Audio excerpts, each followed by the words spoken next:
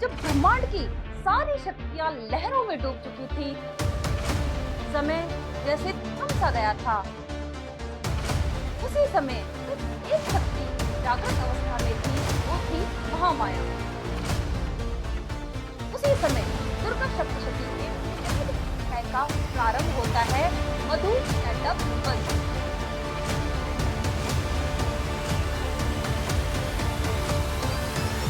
Hello guys, welcome to my class Learning Legacy. Learning Legacy class में आप सभी का स्वागत है। जैसा कि आप सभी जानते हैं कि गुप्त नवरात्रा जो आषाढ़ में जो गुप्त नवरात्रा होते हैं वो प्रारंभ होने जा रहे हैं। तो इसी कड़ी में हम क्या कर रहे हैं, दुर्गा सप्तशती के अध्यायों का वाचन कर रहे हैं। तो आज मैं करने जा रही हूँ दुर्गा सप्तशती के पहले अध्याय का वाचन, जिसका नाम है मधु कैटअप वध। तो प्राचीन समय की बात है, जिस समय हमारी पृथ्वी पूरी लहरों में डूब चुकी थी। उस समय क्या होता है, भगवान विष्णु जो क्षीर सागर में क्या करते हैं, निवास करते हैं। भगवान विष्णु योग निद्रा में स्थित थे और भगवान विष्णु के नाभि कमल से क्या होता है, ब्रह्मा जी निकलते हैं। भगवान विष्णु के नाभि कमल से कौन निकलता है, ब्रह्मा जी प्रकट होते हैं।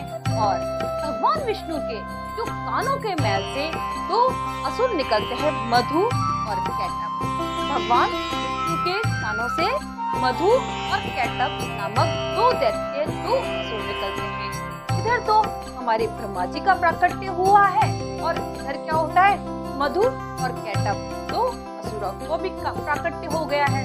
तो मधु और कैटअप जो दो दैत्य हैं, दो असुर हैं, वो क्या करते हैं, ब्रह्मा जी को मारने को तत्पर हो जाते हैं। वो ब्रह्मा जी के पीछे पड़ जाते हैं और ब्रह्मा जी को क्या करना चाहते हैं, मृत्यु देना चाहते हैं।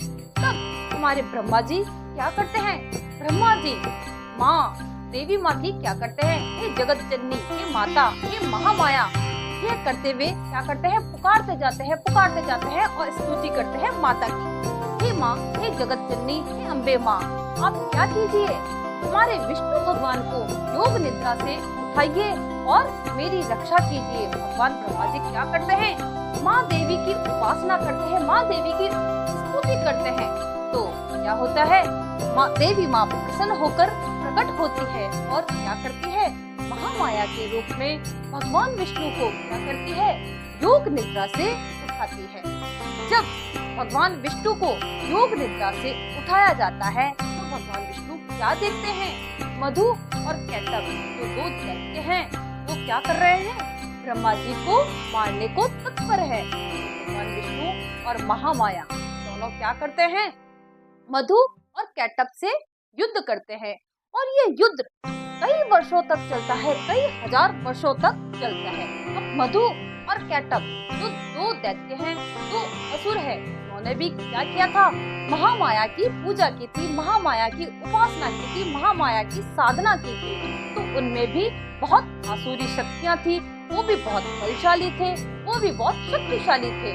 तो और उनको क्या वरदान मिला हुआ था, उनको ये वरदान मिला हुआ था कि जब तक उनकी इच्छा नहीं होगी तब तक वो मृत्यु को प्राप्त नहीं होंगे।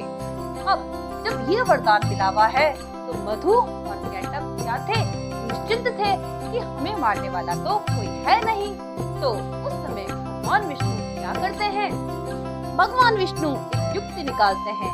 भगवान विष्णु क्या कहते हैं कि मधु और कैटअप को क्या कहते हैं, उनकी तारीफ करते हैं। हे वीरों, तुमने बहुत ही वीरता से युद्ध किया है, तुम्हारी वीरता से मैं खुश हुआ हूँ। और उन दोनों की क्या करते हैं, तारीफ करते हैं, मधु और कैटअप की।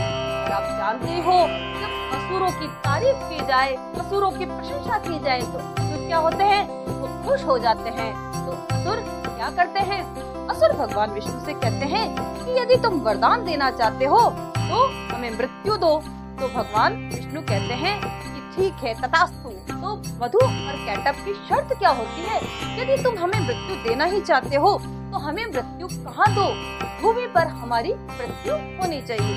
तो भगवान विष्णु क्या करते हैं, भगवान विष्णु माया से जो जलमग्न पृथ्वी थी वहाँ पर क्या करते हैं, पूरा जल हटाकर वहाँ पर भूमि को प्रकट कर देते हैं। और जैसे ही भूमि प्रकट होती है भगवान विष्णु और महामाया दोनों मिलकर क्या करते हैं, मधु और कैटभ का वध कर देते हैं। अब क्या होता है, मधु और कैटभ का वध हो चुका है और अत्याचार का अंत हो चुका है, क्योंकि मधु और कैटभ जो दो दैत्य थे उनसे ब्रह्मा जी परेशान थे, सारे जो देवता लोग थे वो परेशान थे।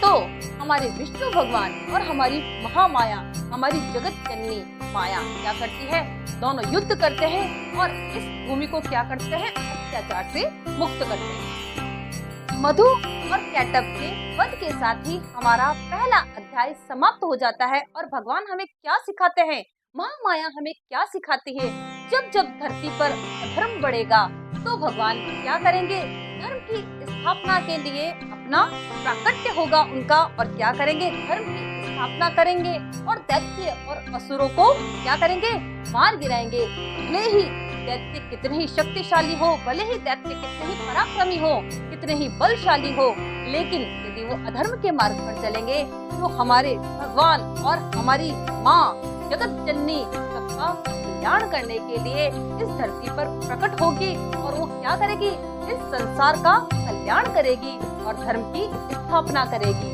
तो इस गुप्त नवरात्रा में हम क्या करने जा रहे हैं, दुर्गा सप्तशती के अध्यायों का वाचन करने जा रहे हैं। तो आप सभी भी हमारे साथ बने रहिए और दुर्गा सप्तशती के अध्यायों का सिर्फ क्या करें आप, क्योंकि इसके सुनने मात्र से क्या होता है, मनोकामना पूर्ण होती है। इसको सुनने मात्र से क्या होगा, एक सकारात्मक माहौल बना रहेगा और आपके घर में एक सकारात्मक ऊर्जा का प्रवेश होगा। तो अपने घर में सकारात्मक ऊर्जा का प्रवेश करने के लिए गुप्त नवरात्रा में आप क्या करें, माता की साधना करें, माता की पूजा करें। और यदि आप इस वीडियो को सुनते हैं तो भी क्या होता है, इसको सुनने से भी मनुष्य का क्या होता है, कल्याण होता है। तो इसको सुनने मात्र से क्या होती है, देवी माँ प्रसन्न होती है और क्या होती है, मन चाहा क्या होती है, वरदान प्राप्त करती है। तो इस प्रकार आप क्या करें, इसका वाचन करें, इसको सुने। तो इस गुप्त नवरात्रा में हमारा प्रयास है कि हम आपको दुर्गा सप्तशती का सरल माध्यम से क्या करें, आपको वाचन करके सुनाएं और आपके श्रवण मात्र से क्या होगा, आपका कल्याण होगा और बच्चों को भी क्या होगा, ये दुर्गा सप्तशती समझ में आएगी, क्योंकि मैंने बहुत ही सरल भाषा में क्या किया है, इसका वाचन किया है। यदि आपको ये वीडियो पसंद आए तो आप ज्यादा से ज्यादा लाइक, शेयर और सब्सक्राइब करें और मिलते हैं हम दूसरे वीडियो में दूसरे अध्याय के साथ। जय माता दी।